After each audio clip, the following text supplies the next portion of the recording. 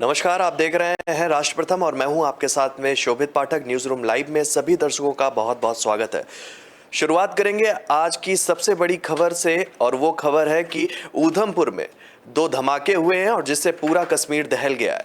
थोड़ा सा विस्तार से बताएंगे आपको कि ऊधमपुर में 8 घंटे के अंदर एक और बस में रहस्यमयी धमाका देखा गया। हादसे में किसी के हताहत होने की कोई भी फिलहाल जानकारी नहीं है। इस खबर पर क्या कुछ अपडेट है हम जानेंगे अपने साथी सहयोगी तुषार से। तुषार, क्या कुछ अपडेट है इन धमाकों को लेकर अभी तक? बिल्कुल शोभित जी, जिस तरह से आप बता रहे हैं ऊधमपुर में ये धमाका हुआ है। बीते 8 घंटों के दूसरी बार धमाका हुआ है और बस में ये धमाका हुआ है। सीसीटीवी फुटेज में ये कैद भी हुआ था। और आपको बता दें, जो आसपास बस के आसपास के जो वाहन खड़े थे उन्हें भी भारी नुकसान होने की ऐसी जानकारी मिल रही है। और साथ ही इस धमाके में 2 लोगों के घायल होने की भी संभावना जताई जा रही है।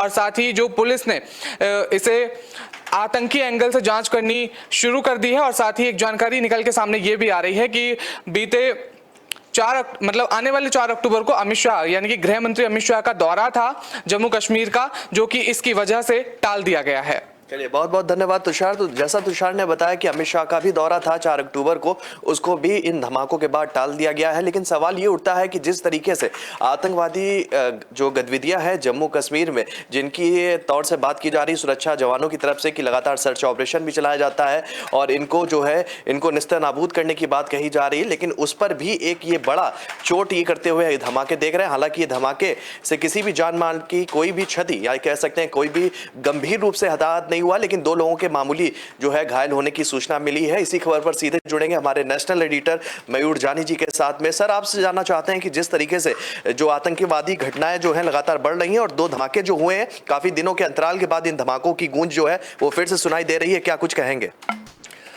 देखिए, ये जो जहां धमाका हुआ है एक तो पेट्रोल पंप है और सामने बिल्कुल सेना की एक छावनी है। वहां पे सेना का वहां पे एक कैंप है और 2 लोग घायल, जैसे आप कह रहे हैं बता रहे हैं, बिल्कुल सही है। वो दोनों कंडक्टर हैं बेसिकली, एक सुनील सिंह करके हैं और एक दूसरे सज्जन है, जो 2 घायल भी हुए हैं इसमें।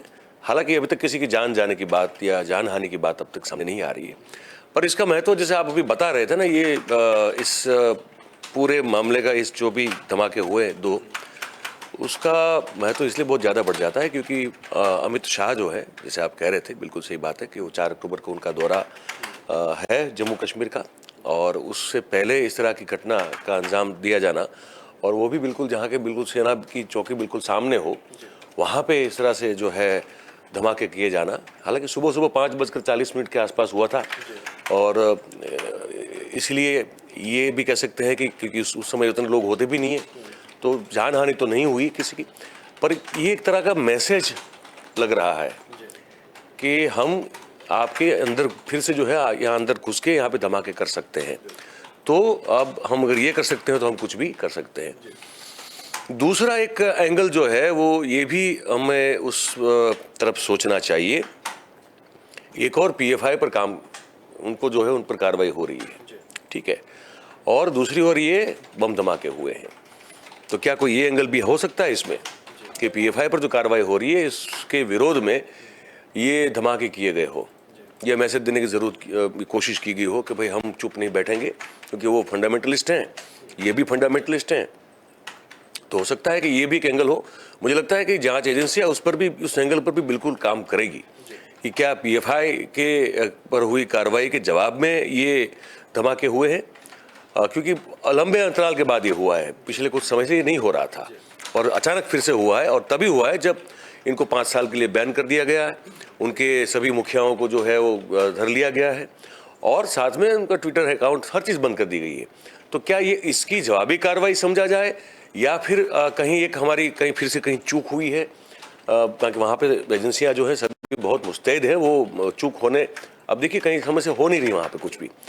तो ऐसे में हाँ, ये घटनाएं हो रही हैं, मतलब छूटपुट ये हो रहा है बिल्कुल कि जो प्रवासी लोग हैं वहाँ पे, खास करके बिहार या यूपी के से लोग जो वहाँ पे काम करने के लिए जाते हैं, उन पर गोलियां चली है, उनमें ये हुआ है बिल्कुल। लेकिन बम धमाका लंबे अरसे से नहीं हुआ था, अब हुआ है।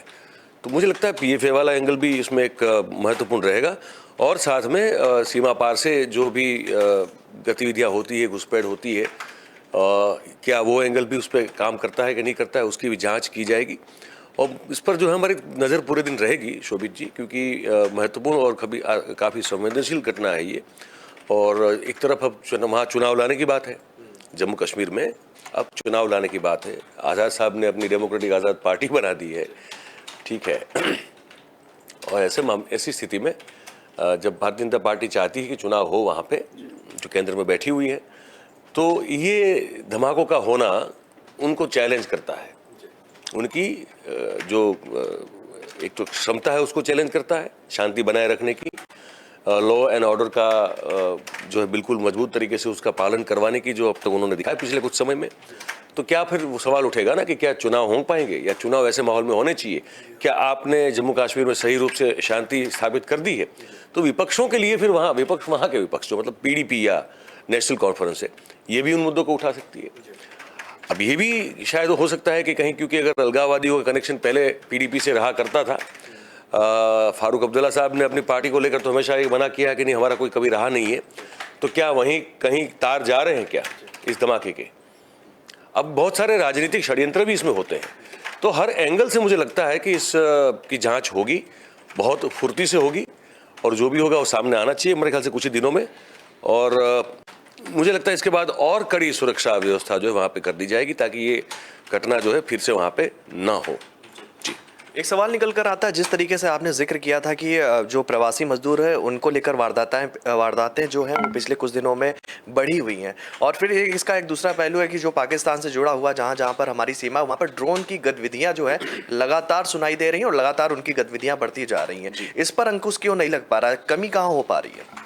नहीं, मुझे लगता है कि अब ड्रोन, अब उनके इलाके में अगर वहाँ जो सरहद के उस पार अगर ड्रोन जो है वो चलाए जा रहे हैं, उड़ाए जा रहे हैं, तो वहाँ तो आप कुछ नहीं कर सकते ना, वो आपके सीमा क्षेत्र में नहीं है। वो वहाँ ड्रोन के कैमरा की अपनी एक रेंज होती है, अपनी सीमा में रहकर अगर वो उड़ता है तो आप उस पर हमला नहीं कर सकते। भारतीय सीमा पे देखेगा, अभी पंजाब की कल का ही जिक्र है कि पंजाब से जुड़ा हुआ जो बॉर्डर है, हाँ वही उसी पे आ रहा हूँ। तो वहाँ तो कुछ कर नहीं सकते आप। लेकिन फिर क्या होता है कि अब ड्रोन जो है वो एरोप्लेन तो नहीं है, तो वहाँ रडार भी जो है कहीं ना कहीं आपको, रडार में जो भी चीज़ हवा में उड़ती है जो यांत्रिक है वो रडार में दिखती ज़रूर है, लेकिन कई बार क्योंकि इसका बहुत छोटा कद होता है और फुर्ती उसमें ज़्यादा होती है, तो हो सकता है कि कई बार ये कोशिश वो तो करेंगे क्योंकि उनको तो घुसपैठ करनी है, तो वो करेंगे बिल्कुल। और वो कई बार ऐसा होता है कि वो आके चले जाते हैं और हम जो उसको तोड़ नहीं पाते, कई बार ये होता है। पर कई बार ये भी होता है हम तोड़ देते हैं। आपने ये भी खबर हम देखते आते हैं कि हमने तोड़ दिया, कोई ड्रोन जो उड़ रहा था हमारी सीमा में आ गया था, हमने उसको तोड़ दिया। तो ये एक लुका छुपी का खेल रहता है। और वो आज अब जैसे टेक्निक और बढ़ती जा रही है, एडवांस होती जा रही है, तो उसका जो उपयोग है वो एस्पियोनेज में किया जाता है, हमेशा से किया जाता रहा है, अब भी किया जा रहा है। तो वो एक ऐसी बात है कि जिसमें कई बार हो सकता है कि हम लोग चूक जाएं, पर साथ साथ हम तोड़ भी रहे हैं। तो मुझे लगता है कि वहाँ और मुस्तैदी दिखाई जाएगी अपने पूरी जो वहाँ पे व्यवस्था बिठाई गई उसमें।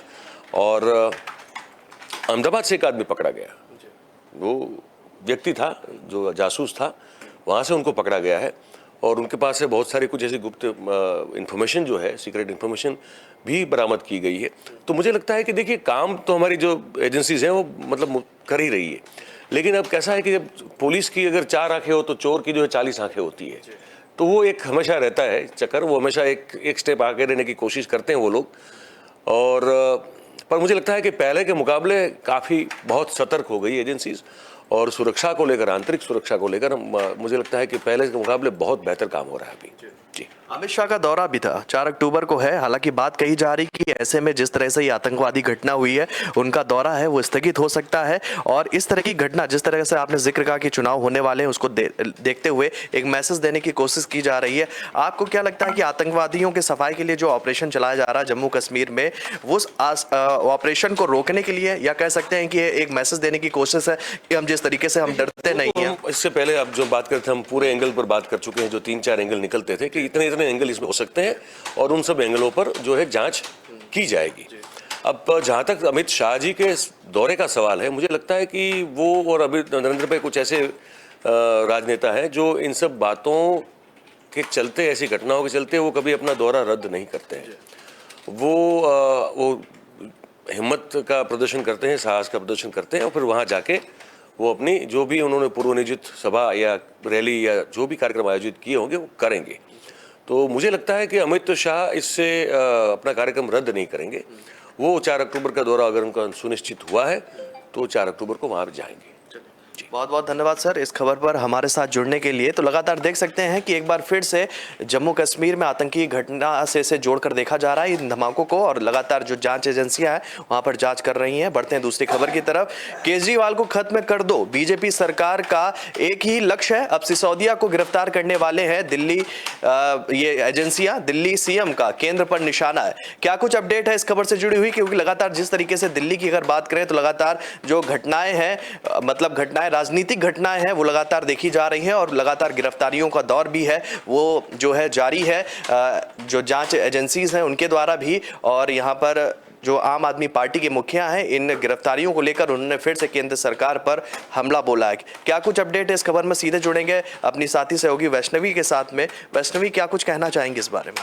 जी बिल्कुल, आपको बता दें कि दिल्ली की जो सीएम केजरीवाल है उन्होंने मोदी सरकार पर जमकर हमला बोला है। इसके बीच उन्होंने ये बयान दिया है कि सीबीआई ने जो दिल्ली में आबकारी नीति के कथित घोटाले मामले में जो बयान दिया था, उन्होंने कहा कि केंद्र सरकार, मतलब जो केजरीवाल है उनको एकदम से ख़त्म ही कर देंगे, तो ख़त्म कर दो। साथ ही दिल्ली सरकार पे मतलब एकदम से उन्होंने हमला बोला, और साथ ही उन्होंने कहा कि मतलब इसी को लेके उन्होंने बयान दिया कि इसको खत्म कर दें। जी, तो बिल्कुल वैष्णवी कहना चाह रही हैं कि उनका एक इशारा था जो है दिल्ली सरकार की तरफ से ये आरोप लगाया गया केंद्र सरकार के ऊपर कि जो आरोप है कि भारतीय जनता पार्टी लगातार ऑपरेशन लोटस के तहत काम कर रही है, और लगातार उनके जो जुड़े हुए कार्यकर्ता हैं, चाहे वो निम्न स्तर का कार्यकर्ता हो, चाहे वो उच्च पद पर बैठा हुआ कार्यकर्ता हो या नेता हो, उनको गिरफ्तार करने की कोशिश लगातार जारी है। इसी खबर पर जुड़ेंगे हमारे नेशनल एडिटर मयूर जानी जी के साथ में। सर, देखेंगे जिस तरीके से अभी आप नेता और कारोबारी विजय नायर की भी गिरफ्तारी हुई है कल परसों में, और इसके बाद एक महेंद्रू नाम के कार्यकर्ता हैं जो कहा जा रहा है आम आदमी पार्टी की तरफ से कि ये उनका कम्युनिकेशन स्तर का काम देखते हैं, उनकी भी गिरफ्तारी हुई है। क्या कुछ कहेंगे इन गिरफ्तारियों को लेकर? देखिए, मनीष सिसोदिया पर शकंजा कसने को लेकर जो भी प्राथमिक प्रक्रिया होनी चाहिए थी वो अब हम सब देख रहे हैं हो रही है ना। उनके करीबी को भी आप जैसे बता रहे हैं कि पकड़ लिया गया है, तो अब वो स्टेप बाय स्टेप बढ़ रहे हैं मनीष सिसोदिया के गिरबान तक। और अरविंद केजरीवाल जब ये कह रहे हैं तो मैं ये बिल्कुल मानता हूँ कि वो ये जान रहे हैं कि ये होने वाला है, और ये होने वाला है इसीलिए जो है पहले से अपनी एक ज़मीन बना रहे हैं कि भाई ये होने वाला है, तो सहानुभूति जो है उनके पक्ष में रहे। और लोगों के मन में, मतलब जब सिसोदिया की गिरफ्तारी हो जाए तो लोगों को मन में ये भावना रहे कि यार इनके साथ गलत हो रहा है, ये ठीक नहीं हो रहा है, सहानुभूति उनकी तरफ हमेशा मुड़ती रहे, वही कोशिश में वो रहते हैं। उसी का नतीजा है कि उन्होंने आज ये बयान दे दिया है कि अब देखिए इनकी भी गिरफ्तारी हो जाएगी। मतलब इनकी तो हुई, लेकिन सिसोदिया भी गिरफ्तार कर दिए जाएंगे। और ये युद्ध जो है ना वो बड़ा खूंखार होगा, मैं बताऊँ आपको, क्योंकि ये लोग, दोनों लोग जो हैं, एक कद में बहुत अंतर है। हालांकि भारतीय जनता पार्टी का कद जो है वो बहुत बड़ा है, लेकिन आम आदमी पार्टी का जो सोचने का तरीका है, काम करने का तरीका है, वो रिफ्लेक्शन है भारतीय जनता पार्टी का। और साथ में मैंने जैसे पहले भी कह चुका हूँ, वो एडवांस वर्जन है एक, तो वो भी जो है उसी दांव पेच के साथ चलेंगे, वही रणनीति अपनाई जाएंगी। हमको कल किसी से बात हो रही थी तो कह रहे थे, बड़ी आश्चर्यजनक बात थी, लेकिन कह रहे थे कि कोशिश में है आम आदमी पार्टी के लोग कि वो जो सीडी थी नलिया कांड वाली, जो सेक्स सीडीज थी, जिसको लेकर शंकर सिंह वाघेला ने शांति दूत बनकर नितिन पटेल को सब सौंप दी थी, वो कह रहे हैं कि उस सीडी रिट्राइव करने की या सीडी का जो मटेरियल है उसको कहीं ना कहीं से पाने की कोशिश में लगी है आम आदमी पार्टी। ये अगर ये इनके हाथ में आ जाती है तो देखिए फिर अभी गुजरात में क्या हो सकता है ना। ये 6 साल 5 साल पुरानी घटना है, लेकिन अगर आ गई उनके हाथ में और हासिल कर ली कैसे भी करके, तो इस तरफ से ये होगा और दूसरी तरफ से क्या होगा। और बहुत सारे मसाले जो है वो भी ढूंढ रही है आम आदमी पार्टी। हमको पता चला है कि मतलब बहुत कोशिश की जा रही है गुजरात में, जो पोल आ सकती है भारतीय जनता पार्टी के हाथ में, वो सब पाने की कोशिश में लोग लगे हुए। तो ये मतलब बिलो द बेल्ट वाला वॉर है। यहाँ कोई किसी को नीति नियम से, रणनीति, मतलब युद्ध के मैदान की नीति का यहाँ पे कोई पालन नहीं होने वाला है। Nothing is going to be fair and square, it is going to be as dirty as possible. तो बहुत गंदा खेल होने वाला है। इसकी शुरुआत जैसे ही सिसोदिया की गिरफ्तारी से होगी, आप देखिए उसके बाद फिर जो है किस तरह से एक दूसरे पर झपटते हैं ये लोग, और क्या फिर आपको नज़ारा देखने को मिलेगा। और हर चीज़ बिलो द बेल्ट होगी। जैसे मैं एक बार पहले कह चुका हूँ कि जब वो कृष्ण ने कहा था ना कि दुर्योधन को अगर मारना है तो फिर आपको झांग पे मारना पड़ेगा। तो झांग पे वार जो है गदा युद्ध में अलाउड नहीं है। कहा कि तभी जाएगा, एक ही स्पोर्ट है वहाँ पे जो उसका शरीर वज्र का नहीं है। तो अगर युद्ध जीतना है तो बिलो द बेल्ट करना पड़ेगा। वो सीख लेके ये दोनों पार्टी चल रही है। वहाँ कुछ ऐसा नहीं है कि नीति है युद्ध में ये नहीं करना चाहिए, जंग में ये जायज़ है ना जाए, ऐसा कुछ नहीं है। तो ये होने वाला है। और सिसोदिया जैसे ही गिरफ्तार होंगे, और होंगे, ये जो कह रहे हैं ना, ये बात मुझे लगता है कि बिल्कुल, क्योंकि उनको भनक है। आसपास के लोगों को पकड़ के घेरा जा रहा है और घेरेबंदी के जरिए वो सबूत जुटाते या तो सबूत जुटाने की प्रक्रिया दिखाते इनको दबोच लेंगे। और जैसे दबोचेंगे फिर देखिए फुल फ्लेजेड वॉर शुरू हो जाएगी। फिर सत्येंद्र जैन की गिरफ्तारी हुई, हालांकि वो मानसिक स्थिति में अभी भी जो है पूरा लौट नहीं पाए, हाँ, याददाश्त पे नहीं आ पाए हैं। और इसके बाद अमातुल्लाह की गिरफ्तारी भी हमने देखी और उस पर भी हमने बात की थी। अमातुल्लाह को कल जमानत मिल गई। इसके बाद जो अतिशी हैं, सांसद हैं आम आदमी पार्टी की, उनकी तरफ से एक बयान भी आया कि देखिए हमारे लगातार जो सिपाही हैं, ईमानदार सिपाही हैं, वो लगातार वो बेगुनाह हैं, उनको फंसाया जा रहा है और इसके बाद गिरफ्तार करती है, दूसरे दिन जो है उनकी जमानत हो जाती है।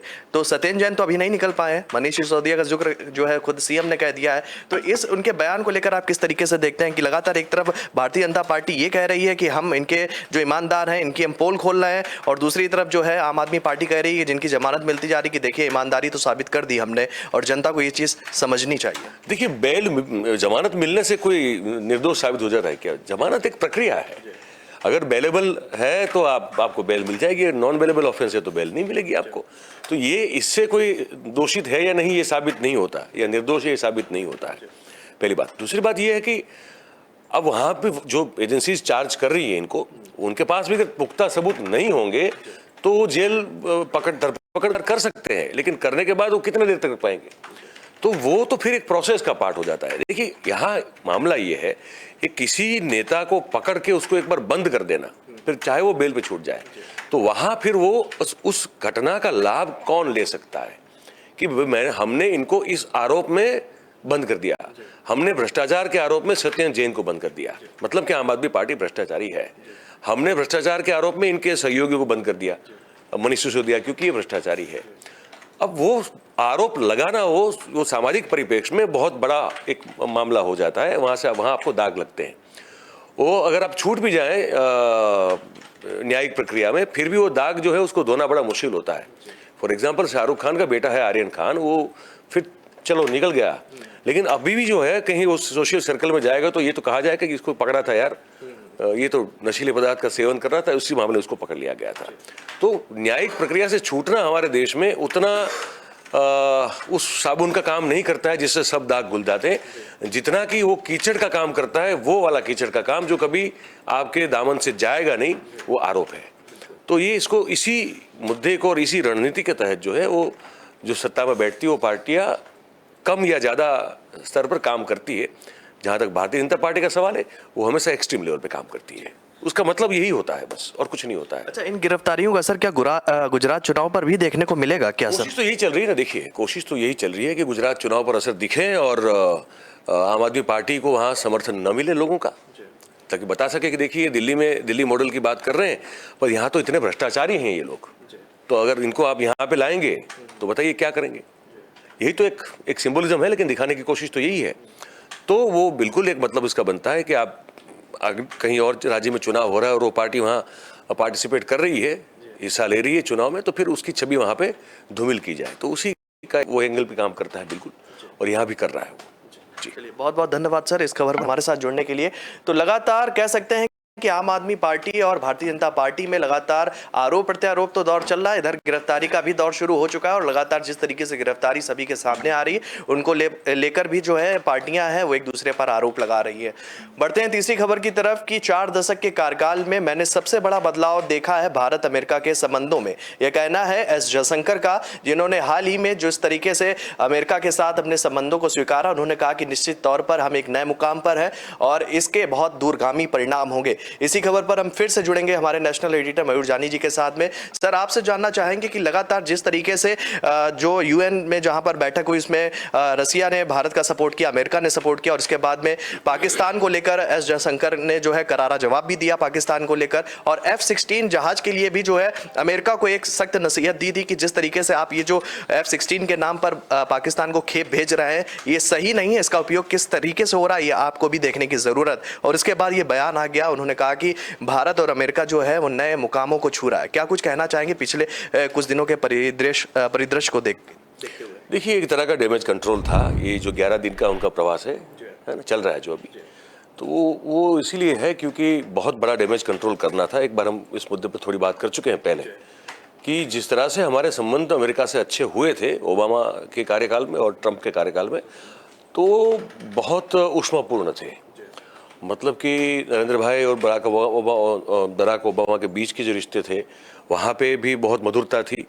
ट्रंप के आने के बाद तो जैसे समझ लीजिए कि चचेरे मौसेरे भाई बैठे हो एक दूसरे एक गद्दी पे, ऐसा माहौल हो गया था पूरा। ठीक है, तो नरेंद्र भाई ने एक कार्यक्रम में इसका विवरण भी किया था ट्रंप के साथ के रिश्तों का, कि जब मैं गया व्हाइट हाउस तो मुझे बुलाया गया, मतलब ट्रंप खुद लेके पूरा व्हाइट हाउस घुमाने के लिए चले, और फिर जहाँ लिंकन का कमरा हुआ करता था वहाँ पे उन्होंने फिर बोले बताया हमको कि किस तरह से लिंकन जो है इसमें काम किया करते थे, कैसे काम किया करते थे, और इसी कमरे में कौन कौन से महत्वपूर्ण करार दस्तखत हुए हैं उन पर, ये सब बोले बात की। और मैं बड़ा आश्चर्यचकित हो गया कि किसी कागज़ में पढ़े बगैर बोल रहे थे वो, और उनको सब जुबानी याद था। तो वो इस तरह से ट्रंप की तारीफ वो कर रहे थे। और फिर वो मतलब ट्रंप का एक वो बयान भी बड़ा चर्चास्पद था कि Ivanka is like a daughter to Narendra Modi, मतलब वो अपने बहुत फैन है उनकी। तो ये सब बातें हम जब कभी ये जब बोलते हैं महापुरुष सब लोग, तो हमारा काम है सुनना, हम सुन लेते हैं सब। तो वो जो दौर था वो ऐसा दौर था कि जहाँ पे मतलब ये था कि पहली बार ऐसा देखने को मिल रहा था, जैसे पहली बार नहीं, ये पहले हो चुका है। ये लेट 30s 1930 के दशक में ये हो चुका है, जब इटली के बेनिटो मुसोलिनी जो है वो हिटलर को समर्थन करते थे और हिटलर जो है वो बेनिटो मुसोलिनी को समर्थन करते थे। मतलब दो अलग अलग देश हैं, दो अलग अलग देश के मुखिया हैं, पर वो चाहते थे कि ये जीते वहाँ पे और वो ये चाहते थे कि वो वहाँ पे जीत जाए। तो वो एक बार हम देख चुके हैं, लेकिन फिर से इसको हम देख रहे थे जब ये 2020 का पूरा माहौल आपको याद होगा कि ट्रंप के लिए वहाँ भी कार्यक्रम किया अमेरिका में नरेंद्र भाई ने, जो जितने भी NRIs थे उन सबको मिला के, और यहाँ साबरमती के पास जो अभी तो नरेंद्र मोदी स्टेडियम हो गया, पहले मोटेरा स्टेडियम जो सरदार पटेल स्टेडियम हुआ करता था क्रिकेट का, वहाँ पे 1 लाख लोगों को इकट्ठा किया कोरोना से आने के बिल्कुल 8 दिन पहले। मतलब उसके बाद तो कोरोना तेजी से फैला। तो ये कोशिश कोई एक राष्ट्र का जो मुखिया है वो इतनी कोशिश कर ले कि कैसे भी करके दूसरे राष्ट्र में यही व्यक्ति फिर से सत्ता पे आ जाए, इस तरह की जाहिर तौर पर कोशिश कहीं कभी नहीं करते हुए देखा नहीं था जो देखने को मिला था। तो जब ट्रंप और बाइडेन के बीच में इलेक्शन हुआ और उसके बाद रस्साकसी हुई, लेकिन फिर बाइडेन जो है वो राष्ट्र प्रमुख वहां पे बन गए, तब बाइडेन को ये तो बिल्कुल लगता है कि भाई ये आदमी किसी अपने देश की बात जो है संभाल के बैठे तो ठीक है, ये आदमी ये चाहता है कि मेरे देश में कौन राष्ट्र प्रमुख बने। तो भाई कड़वाहट तो होगी ना, बिल्कुल है। तो कड़वाहट के चलते जो अंतर बहुत कम हो गया था वो अचानक से अंतर बहुत ज्यादा हो गया हमारे और अमेरिका के बीच में, और उसको कम करना, ठीक करना, दुरुस्त करना, उसकी मरम्मत करना बहुत जरूरी था, जो काम अब एस जयशंकर जो है वो कर रहे हैं। और ये उनको भरोसा दिला रहे हैं कि नहीं भाई, हम ऐसा कुछ नहीं चाहते, और हमारे लिए तो जो सत्ता पे बैठता है वही हमारा मित्र होता है, उन्हीं से हम बात करते हैं, उसी को हम मानते हैं। और तो वो गले के मतलब वो हलक से नीचे उनको उतारने में हेल्प करना ना, ये काम अभी जयशंकर कर रहे हैं। तो ये बयान जो है वो उसी प्रक्रिया के भाग रूप एक बयान है कि 40 साल में, मतलब कि अब ट्रंप का दौर भी भूल जाइए, ओबामा का दौर भी भूल जाइए, लेकिन अभी जो है ना वो हमारे रिश्ते उससे भी अच्छे हैं। तो ये मरहम लगाने की बात है, ये बयान जो है वो मरहम लगाने की कोशिश के परिणाम स्वरूप है वो, और वो कोशिश जरूरी है भी, करनी भी चाहिए, क्योंकि अमेरिका आज की तारीख में भी वर्ल्ड सुपर पावर है। उनके अपने खुद के बहुत मसले हैं, बहुत तकलीफें उनको आंतरिक रूप से है, लेकिन फिर भी वो है तो सही सुपर पावर। तो उसको नाराज रखना या उसको ये सोच में उसकी ये सोच कायम हो जाए कि हम लोग बायस्ड हैं, ये गलत है। तो विदेश नीति में ये नहीं होना चाहिए, तो इसको ठीक करने की, दुरुस्त करने की कोशिश की जा रही है, यही है। आपसे ये जानना चाहेंगे कि पिछले कुछ अगर दशकों की बात करें तो अमेरिका और पाकिस्तान की नज़दीकियां भी किसी से छुपी नहीं थी। जिस तरीके से जब एक तरफ से वो समर्थन करता था कि हाँ हम भारत के साथ में हैं और कश्मीर मुद्दे को लेकर जो है किसी की तरफ से वो बयान साझा नहीं करता था, और फिर बीच में कुछ गतिविधियां बढ़ी और लगातार पाकिस्तान को वित्तीय मदद की। उन संबंधों का भी जिक्र आपसे सुनना चाहते हैं थोड़ा विस्तार से कि क्या वो संबंध थे और क्या वो संबंध आज भी उतने मजबूती के साथ कायम है, क्योंकि एस जयशंकर ने F-16 को लेकर बड़ा बयान दिया है और उन्होंने तीखा हमला भी बोला। क्या कुछ परिदृश्य निकलकर सामने आ रहा है? देखिए, अमेरिका के लिए पाकिस्तान की हेल्प करना ये इसलिए हमेशा ज़रूरी रहा है क्योंकि हम पहले से ही, जब से ये पार्टीशन हुआ और हम जाने जा रहे हैं भारत के नाम से, इंग्लिश में इंडिया और वो पाकिस्तान है, तो हमारा जो है वो करीबी पना रहा रशिया के साथ, जो उस समय USSR हुआ करता था। हम प्रभावित थे वो कम्युनिज्म वाली जो साम्यवाद की जो नीतियां थी उनसे, जिनमें ये सबका साथ सबका विकास की बात एक्चुअली वहाँ पे आती है, ठीक है। और अमेरिका जो है वो हार्डकोर कैपिटलिस्ट माइंडसेट का कंट्री है। वहाँ कैपिटलिज्म जो है वो अपने चरम पर पहले भी था, आज भी है। वहाँ वो है कि व्यक्ति को धन कमाने को लेकर छोच नहीं रखना चाहिए। मतलब आप धन, हमारे यहाँ ये सोच है ना कि अब दोगलापन है हमारे यहाँ। देखिए, ये बात मैं बताऊँ आपको, पैसा हर कोई कमाना चाहता है, लेकिन फिर वो जो है वो उसमें भाषण बहुत सारा होता है, फलसफा बहुत सारा आ जाता है, और फिर आखिरकार बात होती है मोक्ष की। फिर कहते हैं कि यार इसको कमाने का क्या मतलब है, ये सब दौड़ भाग से। तो एक हम अलग अलग तरह के फलसफों में बटे हुए लोग हैं, और जो धर्मगुरु हमारे जो कहते हैं कि माया का त्याग कर दो, उन्हीं के पास सबसे ज़्यादा माया होती है, ठीक है। तो हमारी जो स्थिति है वो अलग है पूरी, पर कहीं ना कहीं जो सोच है वो साम्यवाद की ओर थी। हमने उसको प्रत्यक्ष रूप से स्वीकारा नहीं, तो हमने उसका नाम कर दिया सोशलिज्म, समाजवाद कर दिया, ठीक है। जो एक हल्का मतलब ग्रेविटी के स्तर पर वो उतना नहीं है, पर उसी तरह का है समाजवाद, सोशलिज्म। और ये अमेरिका की फिलसफी के बिल्कुल विपरीत है। तो उनके लिए कोई ऐसा चाहिए था जो यहाँ इस प्रदेश, इस पूरे विस्तार में उनकी एक पैठ रखे, जहाँ उनके लश्कर का थाना भी रह सके, वहाँ जहाँ का वो एयरपोर्ट इस्तेमाल कर सके, जहाँ का भूभाग जो अपनी मर्जी से चाहे वहाँ पे उसको इस्तेमाल कर सके। तो वो उनके लिए पाकिस्तान था। तो पाकिस्तान को उन्होंने पहले से जो है अपने पास रखा, क्योंकि पाकिस्तान कैपिटलिस्ट नहीं था, ये कम्युनिस्ट नहीं था। तो उसके बाद हमारा पाकिस्तान का जो है लफड़ा चलता रहा, इतने सालों से चल ही रहा अभी भी।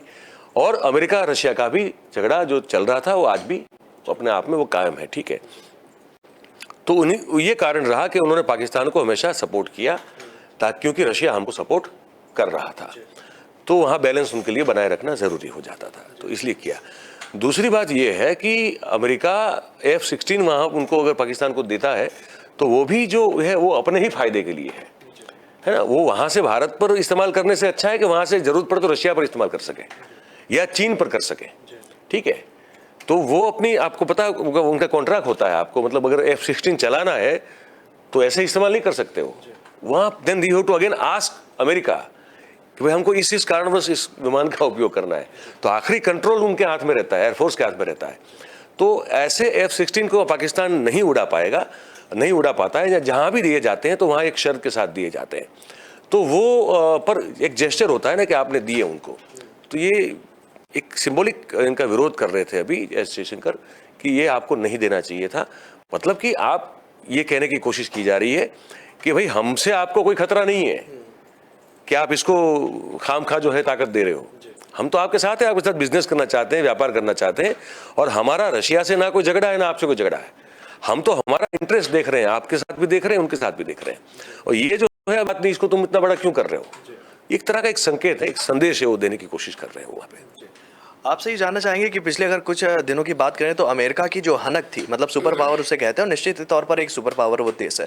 अफगानिस्तान में जिस तरीके से घटनाक्रम देखा था 15 अगस्त 2021 में, जिस तरीके से वहां पर कब्जा किया गया और वहां पर जो अमेरिकी फौजें थी उनको वापस बुला लिया गया, वापस उनको बुलाया गया, लेकिन समाज में एक मैसेज गया कि वो भाग खड़ी हुई। और इसके बाद में भी एक जो बाइडेन का जो एक दबदबा था जिस तरीके से, उसमें कहीं ना कहीं सेंध लगने की काम हुई। और फिर वही हमने घटनाक्रम यूक्रेन युद्ध में भी देखा, जब नाटो की बात हुई और उन्होंने बोला कि मतलब जेलेंस्की का ये दावा था कि अगर हमारे साथ युद्ध होता है तो नाटो सेना हमारे समर्थन में उतरेंगी, और अमेरिका जो है उनके निश्चित ही समर्थन में खड़ा हुआ था। वहां पे भी जो है गतिरोध हुआ, युद्ध छिड़ा हुआ, फिर अमेरिका ने पैर पीछे खींच लिए। क्या कुछ कहेंगे, आपको छवि का नुकसान नहीं लगता है? हमने वहां पैर कभी डाला ही नहीं था। उनको पता था कि ये अगर हम घुसते हैं तो फिर full fledged third world war हो जाएगा। तो वो उन्हें जो किया वो अपने ईगो को कंट्रोल में रख के वो ठीक कदम लिया उन्होंने। वहाँ पे उनको नहीं जाना चाहिए था और नहीं गए। तो कभी अपना पाँव रखा नहीं वहाँ पे।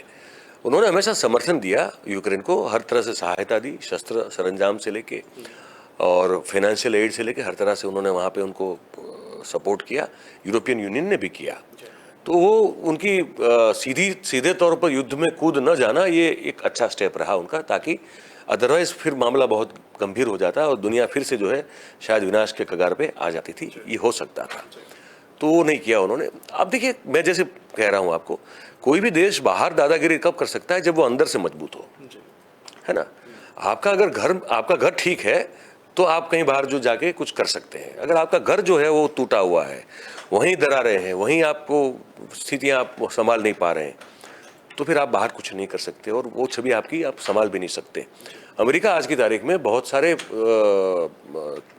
ऐसे प्रॉब्लम से जिससे जूझ रहा है। एक तो सबसे बड़ा जो है आज की तारीख में वहाँ भी जो है सोशल डिवाइड बहुत बड़ा हो गया है। पहले ये ब्लैक वर्सेस वाइट हुआ करता था, अब जो है वो लैटिनोस जो है उसके खिलाफ बहुत बड़ा मुहिम छेड़ दिया था ट्रंप ने। आपको ये लैटिनोस जिसको कहते हैं, जो लैटिन अमेरिकन कंट्रीज के लोग हैं, जैसे जिसमें फिर जो नीचे जितने भी देश हैं वो सब आ गए। मैक्सिको से लेके आप देख लीजिए, चिली है, प्यूर्टो रिको है, या आप कहीं कोलंबिया है ना, जो टेक्सास से बिल्कुल जुड़ा हुआ है। जो अंतिम राज्य है इसका ये टेक्सास, न्यू मैक्सिको, और फिर मैक्सिको जो आता है जुड़ जाता है नीचे, जो लैटिन अमेरिकन कंट्री है। वहाँ जो लोग हैं वो हिस्पैनिक हैं। हिस्पैनिक मतलब ज़्यादातर स्पेनिश मूल के हैं, तो वो जो है उनकी भाषा भी स्पेनिश है जनरली ज़्यादातर। कुछ जगह पे पोर्टुगीज प्रभाव अभी भी है, लेकिन ज़्यादातर स्पेनिश इन्फ्लुएंस है उनका। तो वो जो है वो जैसे यहाँ रोहिंग्या घुस रहे हैं, है ना, वैसे वो वहाँ बॉर्डर क्रॉस करके घुस जाते हैं, क्योंकि वहाँ भी वही हाल है। वहाँ करप्शन बहुत ज़्यादा है, रोज़गार के बहुत कम अवसर है वहाँ पे, तो वो इन्फ्लिट्रेट करते हैं, घुस जाते हैं। तो अब वहाँ पे ये जंग छिड़ी हुई है, ब्लैक वाली तो है ही है वहाँ, रंग भेद और ट्रंप के आने के बाद और तेज हुआ और उग्र हुआ। और ये लोग भी जो है वो जो वाइट अमेरिकन है वो इनको वाइट नहीं मानते हैं। किसको? स्पेनिश को। हालांकि वो भी वाइट ही है बेसिकली, वो भी गोरे लोग हैं, यूरोप से आते हैं बेसिकली, मूल पड़ता है, लेकिन वहाँ वो मिक्स ब्रीड हो गई है। तो उनकी जो चमड़ी का कलर है वो एग्जैक्ट वाइट नहीं है, वो कुछ हमारी तरह दिखते हैं, ठीक है। तो वो उनको पसंद नहीं है। अच्छा, हम जो भारतीय वहाँ पे है वो पसंद नहीं है, जो चाइनीज लोग वहाँ पे हैं वो उनको पसंद नहीं है, तो जो गोरे लोग हैं, हालांकि वो भी वहाँ के नहीं है। बात तो ये कि अमेरिका के जो नेटिव है वो तो रेड इंडियंस है, बाकी सब तो कब्जा करके आए थे। ब्रिटेन आया था, फ्रांस आया था, स्पेन आया था, पोर्टुगीज, ये सब लोग तो आए थे। उन्होंने अपनी अपनी कॉलोनी बसाई, और इसमें से जो फिर ताकतवर लोग रहे, दो ही रहे, ये फ्रेंच रहा और ये ब्रिटेन रहा। तो फ्रेंच जो है वो ज़्यादातर उसका प्रभाव रह गया कनाडा की ओर, और इनका जो है ज़्यादातर प्रभाव रह गया ये जो नॉर्थ अमेरिका है उसके ऊपर, और बाकी स्पेनिश लोग चले गए नीचे, जो जिसको लैटिन अमेरिका कहते हैं। तो ये कोई अपने मतलब आप 10 पीढ़ी 12 पीढ़ी पूछो तो कोई न कोई कहा तो ब्रिटेन से निकलेगा, या कोई फ्रांस से, या तो अमेरिका जो है वो माइग्रेंट से बना हुआ देश है। वहाँ कोई मूल जाति के लोग जो है वो तो बेचारे अभी रिजर्वेशन में रह रहे हैं, उनके लिए तो आरक्षण मांगा दिया गया वहाँ पे। जैसे यहाँ पे हमारी आरक्षण है, वहाँ उनके लिए आरक्षण है, उनके लिए आरक्षित जगह है, लैंड है, फॉरेस्ट है, उनकी कॉलोनीज है, ये सब आरक्षित जगह पे आती है। तो वो तो अब फिर भी उनको ये मन में है कि हम जो हैं गोरे हैं, हम बहुत वाइट है, और वाइट एक्सट्रीमिज्म जो है वहाँ पे ट्रंप के समय में बहुत तेजी से फैला, और फैला इस कदर कि झगड़े, टंटा, फसाद और हिंसा बहुत ज़्यादा हुई।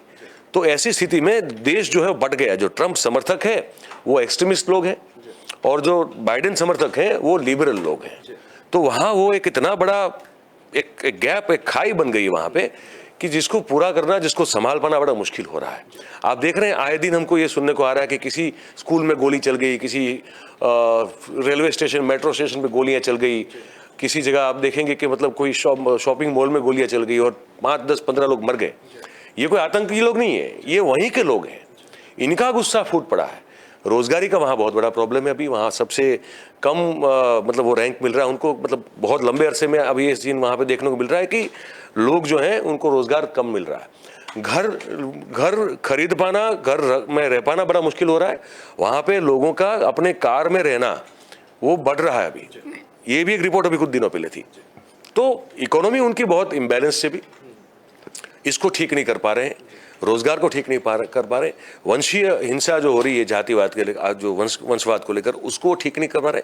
तो ऐसे में जब वो अपने घर को ठीक नहीं कर पा रहे हैं, तो अफगानिस्तान से उनका निकलना इसलिए था, वो हालांकि तय था लंबे अरसे से, लेकिन इसलिए था कि वहाँ वो billions and billions of dollar वहाँ पे खर्च कर रहे हैं। वो पैसा अगर यहाँ लगाएंगे देश में, तो आर्थिक जो स्थिति है उसको वो ठीक कर पाएंगे। तो ये कारण था, इसलिए वहाँ पे वापस उनको आना पड़ा।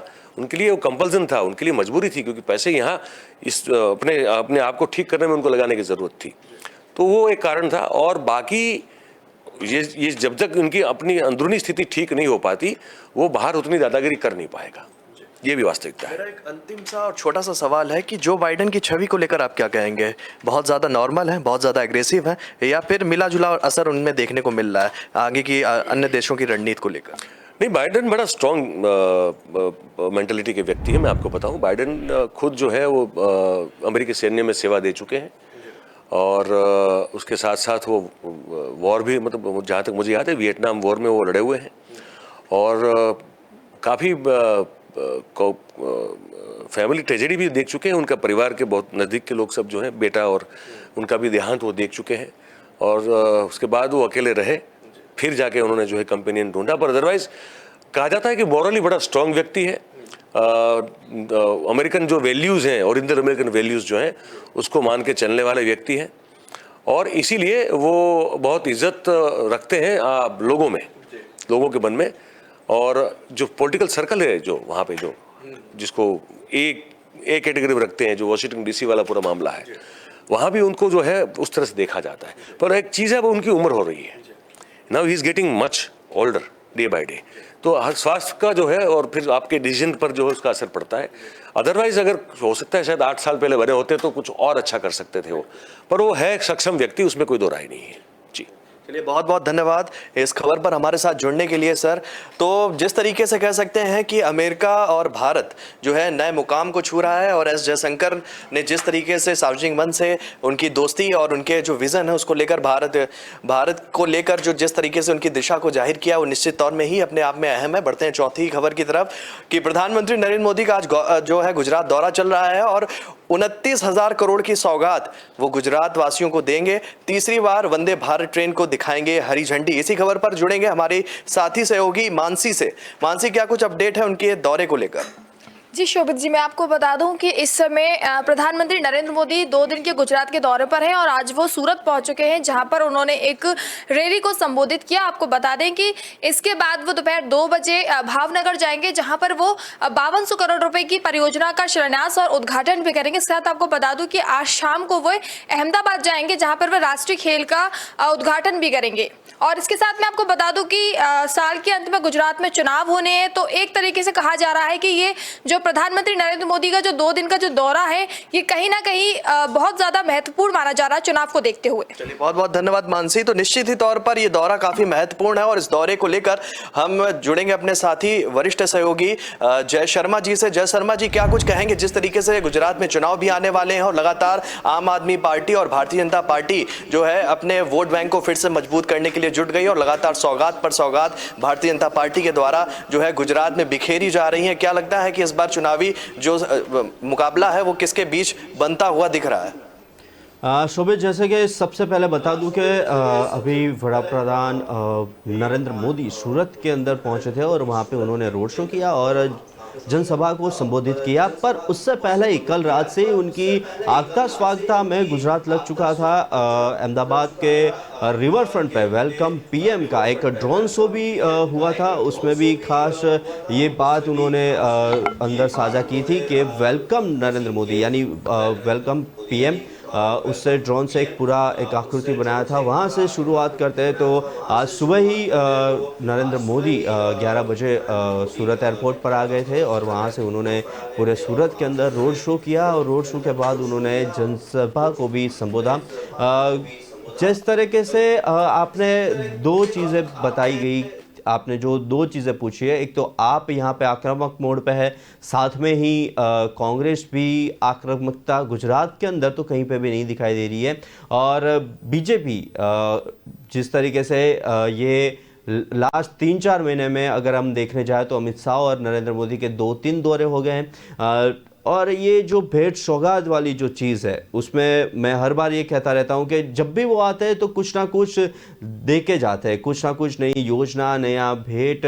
तो उसी तरीके से लास्ट टाइम भी जिस तरीके से पीएम मोदी आए थे तो अहमदाबाद रिवर फ्रंट पे उन्होंने ब्रिज का लोकार्पण किया था, उसी तरीके से इस बार भी बड़े बड़े योजनाओं की उन्होंने सुर्खी रखी है। साथ में कई लोकार्पण शिलान्यास भी हो रहे हैं।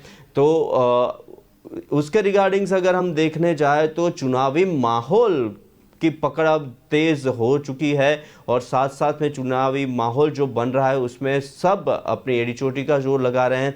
तो पीएम मोदी भी खुद गुजरात में आ रहे हैं, क्योंकि गुजरात अगर शोभित देखने जाए तो बीजेपी का मेन एपी सेंटर है और गुजरात के अंदर ही उनको एक थोड़ी सी बीच में हमारी बात हुई थी तो ऐसा भी लग रहा है कि उनको सुनिश्चित है कि हमारी जीत है तो भी इतने सारे दौरे क्यों हो रहे हैं, ऐसी भी बहुत लोकवायका अभी चल रही है। पीएम नरेंद्र मोदी ने अभी जब सूरत के अंदर थे, जब रोड शो कंप्लीट किया उसके बाद उन्होंने सूरत के लोगों को जो उनका दौरा था सूरत के अंदर, तो उन्होंने जनमेदनी को संबोधा भी और उनसे भी बात की। और साथ में उन्होंने जब संबोधित कर रहे थे तब उन्होंने कहा कि व्यापार, कारोबार और लॉजिस्टिक, ये तीन चीज़। एक और मुद्दा ऐड करना चाहूँगा शोभित के, जिस तरीके से व्यापार, कारोबार, लॉजिस्टिक की बात करें तो लास्ट 3 से 4 महीने में व्यापार, कारोबार और लॉजिस्टिक्स को लेकर नई पॉलिसी बनी है, नए दर रखे किए गए, ऐसी बहुत सारी अपडेट्स है और उन सबको साथ में लेके चले। तो उन्होंने खास सूरत में कहा कि व्यापार, कारोबार और लॉजिस्टिक का कितना महत्व होता है ये सूरत वाले अच्छे से जानते हैं। साथ ही उन्होंने कहा कि लॉजिस्टिक पॉलिसी जो सूरत को बहुत लाभ होने वाला है और मल्टी मॉडल कनेक्टिविटी के लिए भी सूरत में एक बड़ी योजना पर काम शुरू हो चुका है। पीएम मोदी ने कहा कि सूरत के कपड़ा और हीरा कारोबार से देश भर के अनेक परिवारों का जीवन भी चल रहा है। और साथ में ड्रीम सिटी प्रोजेक्ट जब पूरा हो जाएगा तो सूरत विश्व के सबसे सुरक्षित और सुविधाजनक डायमंड ट्रेडिंग हब के रूप में भी विकसित होगा।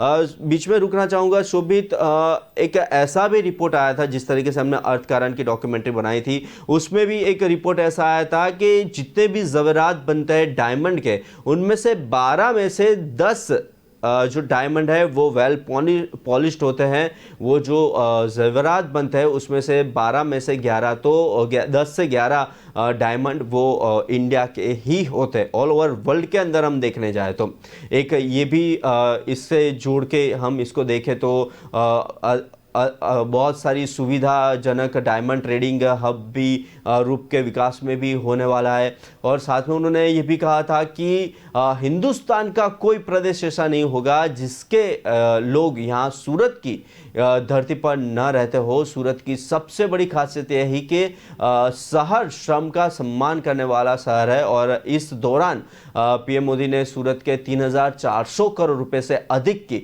विभिन्न परियोजनाओं का भी आधारशिला रखी और उन्होंने सूरत वासियों को समर्पित भी किया। शोभित, मैं ये पूरा एक दौरा जो है उनका 2 दिन का, तो पूरा हम देखने जाए तो एग्रीकल्चर से लेके डायमंड सिटी से लेके कल्चर, क्योंकि आगे बात भी करेंगे कल्चर और फिर शिलान्यास उद्घाटन को लेके, नई योजना को लेके, यानी ये पूरा एक महत्वपूर्ण साबित होगा ये दौरा। और जिस तरीके से अभी इलेक्शन आ रहे हैं तो आप जिस तरीके से एक्टिव हो रहा है, और ख़ास करके जब भी ये इलेक्शन का दौरा तो है, साथ साथ में जब नवरात्रि भी होती है, तो नवरात्रि एक ऐसा फेस्टिवल है जो गुजरात का हार्ट है, इंडिया का हार्ट है। ऑल ओवर वर्ल्ड के अंदर अगर सबसे लॉन्गेस्ट डांस और कल्चरल फेस्टिवल देखने चाहे, म्यूज़िक फेस्टिवल, तो वो नवरात्रि है।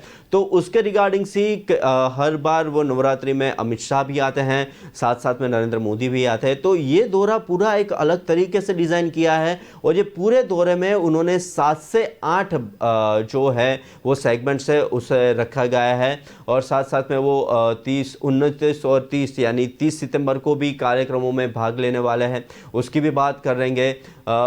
शोभित, मैं इतना समझ रहा हूँ कि जिस तरीके से ये पूरा दौरा डिज़ाइन किया गया है, तो सूरत के शहर में भी लिंबायत क्षेत्र में उन्होंने जनसभा को संबोधा, साथ में 6000 करोड़ रुपए की परियोजनाओं का भी उन्होंने शुरुआत किया, और बहुत सारी ऐसी चीज़ है जिसके रिगार्डिंग्स अगर हम देखें तो ये पूरा दौरा उनका कैसा है कि जिस तरीके से कल्चर को लेके, साथ में परियोजनाओं को लेके, और साथ साथ में एक कैंपेनिंग को भी लेके हम देखने जाए तो बहुत ही मायना रखेगा ये दौरा।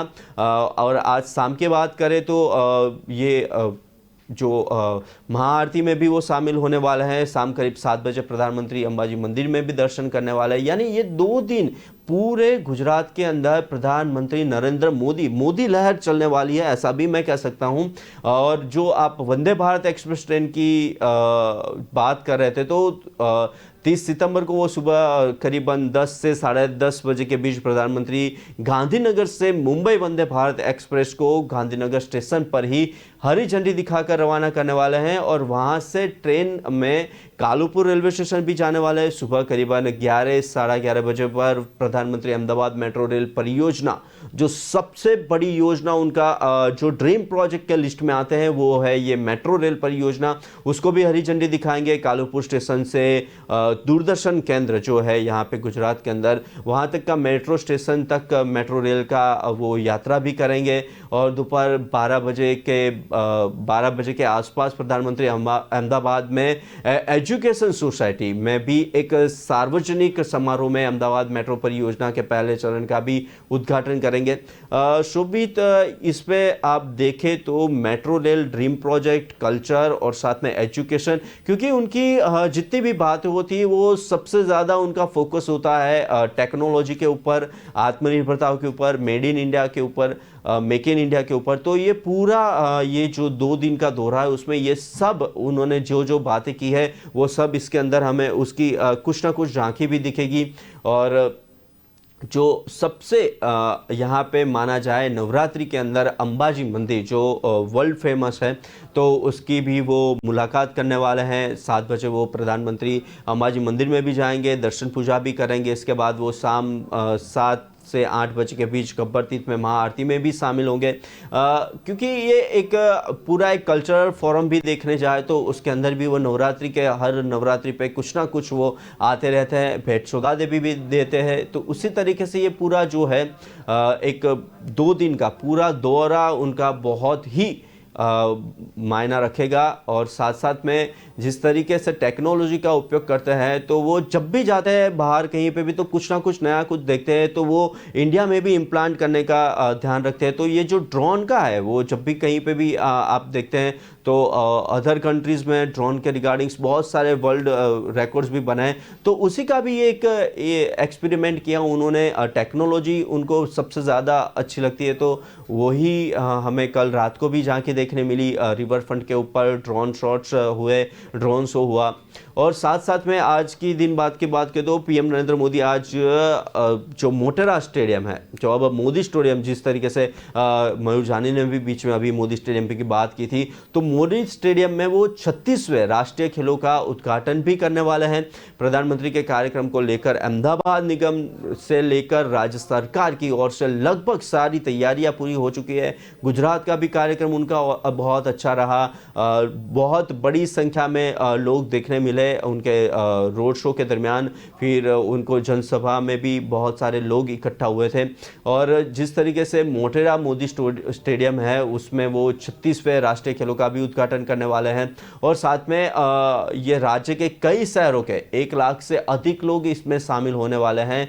शाम को होने वाले उद्घाटन समारोह में भी बाहरी इलाकों से भी आने वाले बसों के लिए 25 से अधिक प्लॉटों को पार्किंग की व्यवस्था की गई है। यानी आप समझ सकते हो सुबित के कितने सारे लोग, कितनी जन सैलाब देखने मिलेगा हमें। और ये वीवीआईपी गेट नंबर भी अलग अलग बनाए गए हैं। और फिर वो कालूपुर से 2 मेट्रो ट्रेन शुरू होने वाली है, जिसमें 30 सितंबर को भी वो गांधीनगर रेलवे स्टेशन से वंदे मातरम एक्सप्रेस भी की हरी झंडी भी दिखाने वाला है।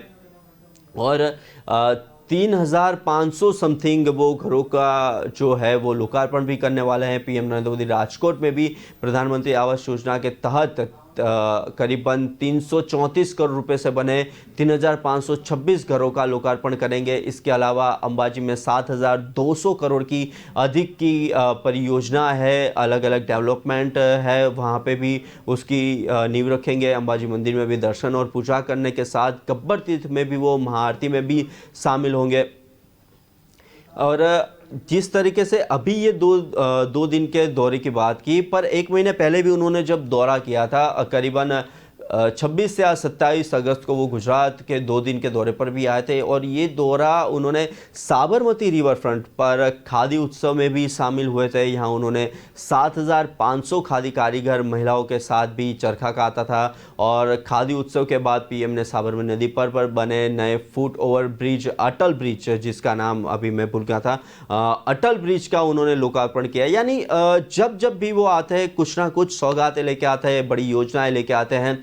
उसी तरीके से इस बार भी बहुत बड़ी सौगात मिलेगी, मेट्रो की सौगात मिलेगी साथ साथ में। और बहुत सारे जो जितने भी टूरिज़्म सेक्टर्स है, जिस तरीके से अंबाजी, उसमें भी बहुत बड़ी अमाउंट है, 7200 करोड़ की वो उसकी परियोजना रखी गई है। और पिछले अगस्त में 28 अगस्त को भी कच्छ जिले में उन्होंने स्मृति वन समेत करीब 1 दर्जन परियोजनाओं का भी उद्घाटन किया था। भुज में भी उन्होंने कुछ करीबन 4000 या 4500 करोड़ रुपए की परियोजनाओं का भी उद्घाटन किया था और शिलान्यास भी किया था। फिर सरदार सरोवर परियोजना का भी उन्होंने कच्छ शाखा और नहर का भी शामिल था। यानी आप देखने जाए तो ये 29,000 करोड़ रुपए की लागत की विभिन्न ढांचागत व विकास संबंधी परियोजनाओं का उद्घाटन ये 2 दिन में होने वाला है। और पीएम नरेंद्र मोदी ने इसकी शुरुआत सूरत से की है। और इस मौके पर गुजरात की जनता सड़कों पर उमड़ पड़ी है। और सूरत में पीएम मोदी के रोड शो में तमाम सांस्कृतिक कार्यक्रमों भी आयोजित किए जा रहे हैं। जिस तरीके से हमें जानकारी मिल रही है उस तरीके से रोड शो के बाद पीएम मोदी ने जो जनसभा को संबोधा उसमें भी बहुत लोग जनसैलाब देखने मिला। और वो भावनगर में भी अभी जाएंगे, उसमें भावनगर में भी पहले सीएनजी टर्मिनल, अहमदाबाद से मेट्रो चरण 1 और सूरत में diamond research and marketing city के भी पहले चरण की शुरुआत उन्होंने की है। और विज्ञप्ति के अनुसार अगर दौरान प्रधानमंत्री गांधीनगर मुंबई सेंट्रल वंदे मातरम एक्सप्रेस को भी हरी झंडी दिखाएंगे और 36वें राष्ट्रीय खेलों का भी आज उद्घाटन करेंगे। यानी आप देख ले तो पूरे गुजरात के अंदर जो बड़े सेंटर्स है उन सभी में उनकी मुलाकात होगी, जनसैलाब उमटेगा, साथ साथ में उनकी जनसभाएं होगी। और साथ ही में जिस तरीके से 29,000 करोड़ के परियोजना से ये उनका ये 2 दिन का दौरा बहुत ही महत्वपूर्ण साबित होगा। जी शोभित। चलिए, बहुत बहुत धन्यवाद आपका इस खबर पर हमारे साथ जुड़ने के लिए जय शर्मा जी। तो जिस तरीके से जय शर्मा जी ने काफ़ी विस्तार से सारे महत्वपूर्ण बिंदुओं पर प्रकाश डाला है और निश्चित तौर पर एक बात इससे निकलती हुई दिख रही है कि गुजरात चुनाव भी जो है वो बहुत ही जल्द है, मतलब कह सकते हैं इस साल के अंत में ही है। और उसको लेकर जो है राजनीतिक पार्टियाँ, बात करते हैं भारतीय जनता पार्टी की, बात करें आम आदमी पार्टी की, बात करें कांग्रेस पार्टी की, तो तीनों ही प्रमुख पार्टियाँ हैं वो लगातार जो है गुजरात में अपने ज़मीन को तराशने का काम कर रही है। वहीं पर भारतीय जनता पार्टी अपने किले को फिर से भी मजबूत करती हुई दिखाई दे रही है। तो आज हमने बात की दिन की 4 बड़ी खबरों के बारे पर, जिस पर आज हमारी नजर लगातार बनी रहेगी। फिलहाल न्यूज रूम लाइव में आज के लिए इतना ही। कल हम फिर हाजिर होंगे 12 से 1 बजे के बीच में दिन की 4 बड़ी खबरों के साथ। दर्शकों को बताना चाहेंगे कि अगर वो देश और दुनिया से जुड़ी खबरों को विस्तार से जानना चाहते हैं तो वो हमारी वेबसाइट www.kalamkartavya.com पर जाकर खबरों को देख सकते हैं। तो फिलहाल हमें दीजिए इजाजत, तब तक के लिए नमस्कार।